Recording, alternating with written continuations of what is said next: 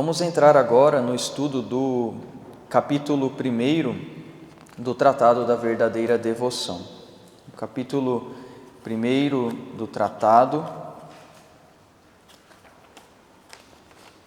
tem como título A Necessidade da Devoção à Santíssima Virgem. São Luís quer mostrar que esta devoção é necessária. E aí então ele vai mostrar que Maria, diante de Deus, ela é muito pequena, ela é uma criatura. Deus é o Criador e ela é criatura, ou seja, infinitamente pequena diante do Criador,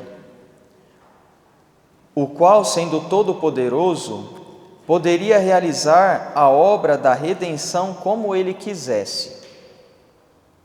Todavia, Deus escolheu fazer por meio de Maria. Então, Deus não precisava de Maria, porque Deus não precisa de nada, mas Ele escolheu precisar. Ele quis fazer por meio dela a obra da redenção. E Deus, sendo imutável, Ele quer eternamente servir-se de Maria nesta obra de redenção. Então, Deus não precisava, mas quis fazer por meio dela, e sendo imutável, sempre quererá realizar a sua obra de redenção por meio da Virgem Santíssima.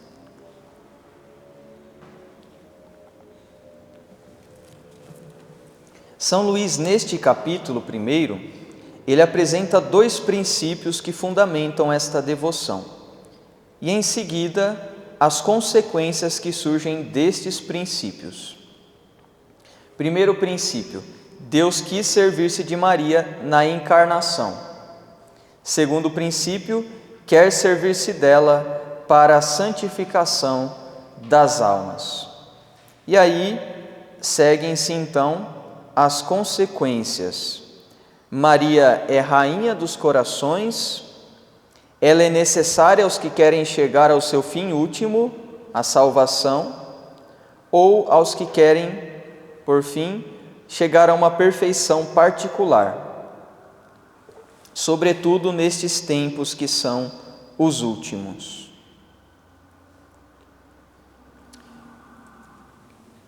Deus escolheu estar na sujeição de Maria. Ele quis se submeter a ela. E esta sujeição, ademais, se estende para a glória, segundo São Luís de Montfort. Nesse sentido, durante a vida de Cristo, ele esteve sujeito à sua mãe. Para santificar as nossas almas, ele continua a depender dela, pois ela é medianeira das graças. E mesmo quando todos os destinados ao céu lá estiverem, ele dependerá para dar a glória a todos os seus santos. Lá na Sagrada Escritura nós vemos que Jesus era submisso à Virgem Maria. E esta submissão permanece no céu também. De algum modo, Jesus realiza por meio da Virgem Maria as suas obras. Nós conhecemos bem, não é, um título de Nossa Senhora, medianeira de todas as graças. Ou seja, toda a graça que nos chega passa pelas mãos imaculadas de Maria. Deus quer servir-se dela, sempre quererá, para salvar as almas. Então, o primeiro princípio: Deus quis servir-se de Maria na encarnação. Deus, ele não deu o seu Filho aos profetas ou aos patriarcas que suspiraram por ele, mas deu por meio de Maria, a partir do seu consentimento. Assim, comunicou fecundidade a ela para gerar Jesus e seu corpo místico. Então, muitos profetas, muitos patriarcas suspiraram por Cristo. Esse é o critério, não é? Para que sejam chamados de justos, para que sejam chamados de santos, não é? Eles tiveram uma fé implícita em Cristo e eles esperaram o dia de Cristo que foi prometido. Mas Deus Pai não deu o seu Filho a nenhum desses profetas e patriarcas. Ele deu por meio da Virgem Maria. Fecundou o ventre da Virgem Maria, pela graça do Espírito Santo, para gerar o seu corpo místico. Poderia aparecer neste mundo em estado perfeito, como apareceu Adão ao sair das mãos do Criador, mas quis vir por Maria. Ou seja, quando Deus veio a nós, Ele poderia já ter vindo um homem com 33 anos de idade, não é? Não poderia? Claro que poderia, Deus pode tudo. Mas não foi assim que Ele fez. Ele escolheu vir ao mundo por meio da Virgem Maria. Ele escolheu se fazer pobre no seio daquela pobre criatura, daquela jovenzinha. E por meio dela Ele quis se entregar para a salvação da humanidade. O seio da Virgem é o primeiro altar onde Jesus se imola à vontade de seu Pai para a nossa salvação. Tudo se passa sob a dependência de Maria. Veja que mistério tremendo, não é? O seio da Virgem Maria, esse primeiro altar onde o Filho se imola à vontade do Pai, visando a salvação de cada um de nós. Então tudo passa pela dependência da Virgem. Deus encontrou sua glória escondendo-se no seio de sua criatura Maria. E, palavras de São Luís, no número 18, e deu mais glória ao Pai, submetendo-se a Maria durante 30 anos, que se tivesse convertido todos os pecadores com estupendos milagres.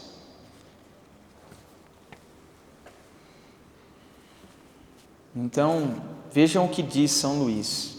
Jesus deu mais glória a Deus submetendo-se a Maria durante 30 anos, do que se tivesse convertido toda a terra pela realização dos mais estupendos milagres. Nós bem sabemos o que foi o ministério público de Jesus, né? E aí São Luís falar que o Filho deu mais glória ao Pai nesses 30 anos, mas o que foram esses 30 anos? Uma vida escondida, uma vida simples. Tanto que quando Jesus começa o seu ministério, aqueles que eram de Nazaré exclamavam: não é este o filho de José? Não conhecemos a sua mãe, os seus irmãos, o filho do carpinteiro? Ou seja, o que Jesus fez em 30 anos? Ele permaneceu em Nossa Senhora. Ele viveu no lar de Nazaré, aprendeu a profissão de São José, viveu uma vida cotidiana, uma vida simples, uma vida escondida. E deu mais glória a Deus do que se tivesse convertido todos os pecadores nesse período. Porque em Maria, quer dar glória a Deus, em Maria, isso se faz de modo eficacíssimo. Dar glória a Deus por meio da Virgem Maria. Então, olhemos aqui alguns eventos da vida de Nosso Senhor para mostrar a sua submissão à sua mãe. A visita a Isabel. Jesus quis começar seus primeiros milagres por Maria. Por Maria santificou João Batista no seio da sua mãe. É o primeiro milagre na ordem da graça. O primeiro milagre que Jesus realizou foi por meio de Maria. Primeiro milagre na ordem da graça. Ele, por meio das palavras da sua mãe, santificou João Batista, que estava ali no seio de Isabel. A criança estremeceu no meu ventre. Esse foi o momento que São João Batista foi santificado. É por isso que nós celebramos a natividade de João Batista. Dos outros santos, nós não celebramos a natividade. Nós celebramos a natividade de Jesus, de Maria e de João Batista. Os outros santos, nós celebramos o Dies Natalis, que é o dia que nasceu para o céu, ou seja, o dia da morte do santo. Mas João Batista não, nós celebramos o dia do nascimento. Por quê? Porque ele já nasceu sem pecado, já nasceu santo. Ele foi santificado ali naquele momento. Não concebido sem pecado como Maria, mas nasceu sem pecado, santificado no ventre da sua mãe. E foi por meio de Maria que Jesus realizou esse milagre. Nossa Senhora aparece aqui como o primeiro sacramento do Cristo, seu sacramento vivo.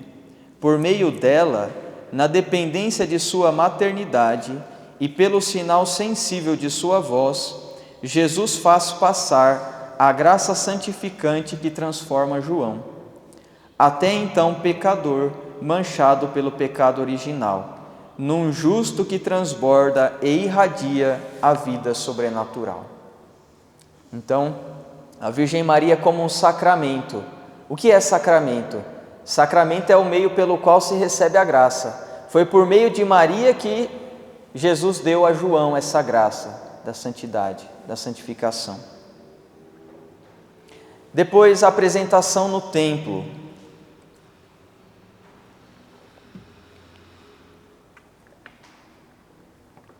Este oferecimento solene, ele não o faz ainda senão na dependência de Nossa Senhora. Ela o apresenta com suas mãos virginais, como o sacerdote eleva a hóstia consagrada. Veja então, a Virgem Maria apresentando o seu filho no templo, tal como o sacerdote eleva a hóstia consagrada. Maria o imola na sua alma de mãe, aceitando antecipadamente todo o querer do Pai dos céus. Oferece verdadeiramente este sacrifício matutino, prelúdio daquele que no Calvário será o sacrifício vespertino. Então, Jesus é apresentado no templo por meio da Virgem Maria, como já um prelúdio do seu sacrifício. Depois a perda em Jerusalém.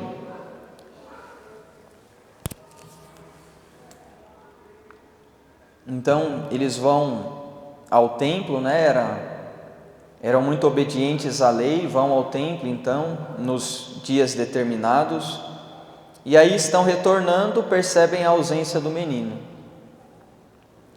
E aí então Jesus estava lá entre os doutores da lei, não é? Então eles perdem o menino Jesus. Não era necessário dispor muito tempo antes o coração de Maria a suportar todo o peso das dores redentoras? A perda no templo é preparação para a perda na cruz. De fato, quando nós olhamos esse mistério da perda de Jesus no templo, nós podemos o olhar em relação à cruz. 3 dias lá perdido no templo, os 3 dias que ele ficou então no sepulcro, não é? Em que se perdeu o Senhor. Jesus vai aos poucos preparando o coração de sua mãe. Diz o Evangelho que lhes era submisso, estava sujeito a eles, dependia de Maria e de José, lhes era obediente. Nós vemos então aqui mais uma vez Jesus que se submete à sua mãe. Depois, nas bodas de Caná, o primeiro milagre na ordem da graça foi por Maria. O primeiro milagre na ordem material, que foi a transformação da água em vinho, também aconteceu por meio da Virgem Maria. Por Maria, ele principiou o seu ministério, transformando água em vinho, primeiro milagre na ordem da natureza.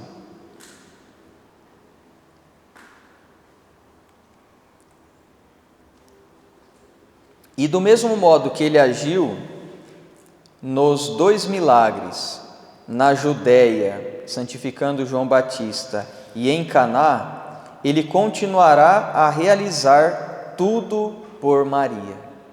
Não é? Então aqui, São Luís vai citando esses eventos justamente para mostrar o quê? Não percamos de vista essa linha de raciocínio que ele está fazendo, não é? Ele quer mostrar que Jesus quis se submeter totalmente à Virgem Maria. Ele quis fazer por meio dela todas as coisas.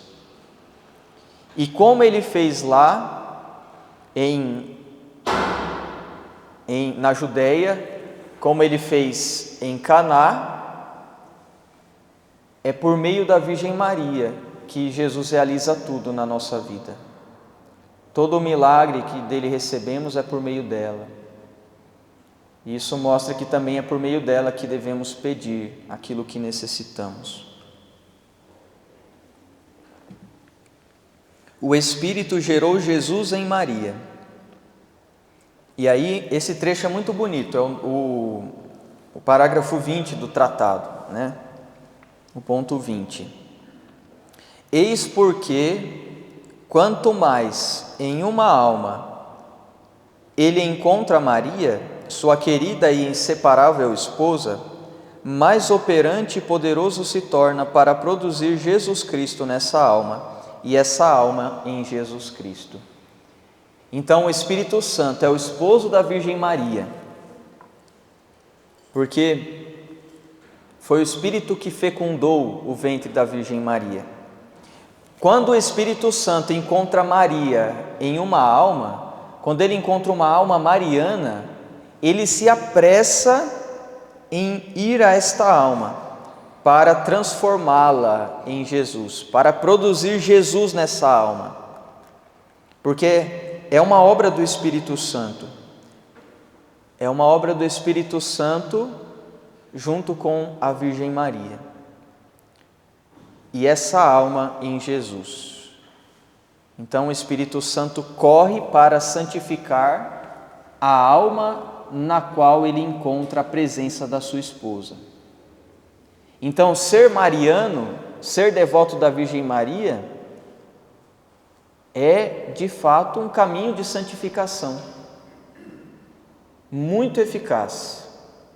Se nós vivermos essa consagração com fidelidade, certeza de santidade, não tem dúvida, não tem erro. Depois então, o segundo ponto que São Luís apresenta, o segundo princípio. O primeiro que nós vimos agora é que Deus quis servir-se de Maria na encarnação. O segundo é que Ele quer servir-se de Maria na santificação das almas, coisa que eu já comecei a comentar aqui. Jesus é o fruto de Maria. Ele se encarnou em Maria. Assim, Maria é a tesoureira, porque guarda o maior tesouro, Jesus, e todos os tesouros de Deus. É por meio de Maria que passam todas as graças, e por Maria que Jesus é formado em nós, o que consiste na santidade. Então, a santidade consiste em Cristo ser formado em nós, não é? A configuração a Cristo, assemelhar-se ao Senhor, ser transformado nele. E é por meio de Maria que Deus faz esta obra de transformar-nos em Cristo, porque foi no seio dela que Cristo foi formado. É no seio da Virgem Maria que Jesus foi formado.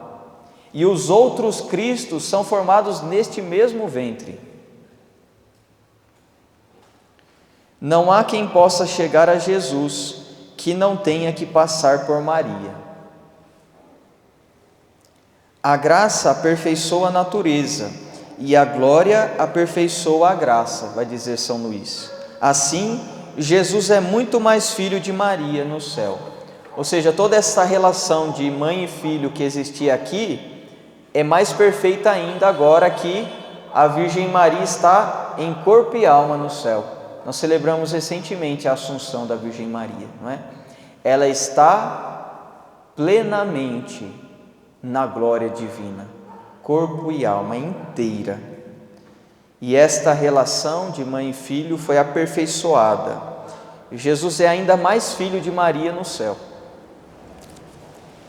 Deus enviou o Paráclito, do qual todos recebem sua medida dos dons do Espírito Santo por Maria, visivelmente unida ao divino Paráclito enviado por Jesus, de modo que todos os Pentecostes invisíveis que sobreviram no recôndito das almas realizar-se-ão na dependência da ação maternal de Maria. Tem alguns trechos aqui que eu estou lendo que são de um livro chamado Para Amar Mais Nossa Senhora. Tá aqui, é um livro que comenta o tratado. É um livro que pega aqui o conteúdo do tratado e vai meio que explicando, não é? Esse trecho que eu acabo de ler, se não me engano, é desse livro. Então, também foi por meio da Virgem Maria que o Espírito Santo desceu em Pentecostes, não é? E é por meio dela que todos os Pentecostes acontecem, ou seja, toda a ação do Espírito, toda a presença, toda a vinda do Espírito Santo às almas acontece por meio da Virgem Maria.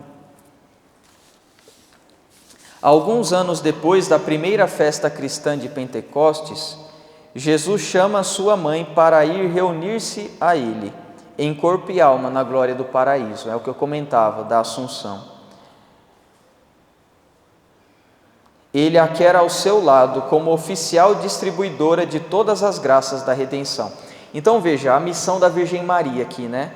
A gente viu lá no período dos 30 anos em que Jesus permaneceu com ela, a gente viu o evento, a própria encarnação, a gente viu a visita a Isabel, a apresentação no templo, a perda em Jerusalém, depois o início do ministério público nas bodas de Caná, e depois nós vemos então que após a ressurreição de Jesus, a Virgem Maria vive a sua missão de preparar os apóstolos para receber o Paráclito, e depois então vive ali ainda algum tempo, não sabemos exatamente quanto, com essa igreja nascente, com essa igreja que agora impulsionada pelo Espírito vai realizar a sua missão, e terminada a sua missão de mãe desta igreja nascente, ela é elevada à glória do céu, continua a ser a mãe desta igreja,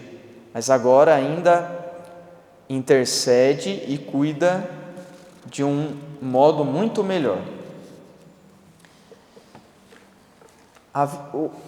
Jesus, sendo este perfeito filho da Virgem Maria, atende todos os seus pedidos, não porque ela lhe dá ordens, mas porque ela é sempre humilde e conformada à vontade divina, não é? Na Sagrada Escritura está dito que Deus resiste aos soberbos e dá a sua graça aos humildes. Por que é então que Jesus atende a todos os pedidos da Virgem Maria? Porque ela é a criatura mais humilde que existe, já existiu e existirá na face da terra. É claro, por ser a sua mãe também, com certeza, não é? Um filho que é um bom filho não nega os pedidos da sua mãe, e além disso, por ela ser humilde e por estar conformada à vontade de Deus, ou seja, nunca a Virgem Maria vai pedir a Deus algo que seja contra a sua vontade. Tal modo está configurada a Deus que tudo que ela pede é o que corresponde à vontade de Deus. Por isso ela é chamada de a onipotência suplicante.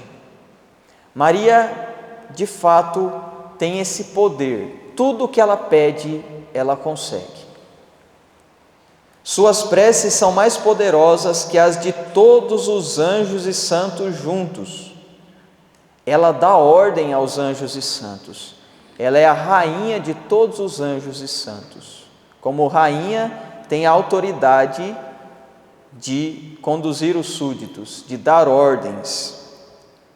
Então, se você junta, as preces de todos os santos e anjos, ainda é muito pequeno em relação à prece da Virgem Maria.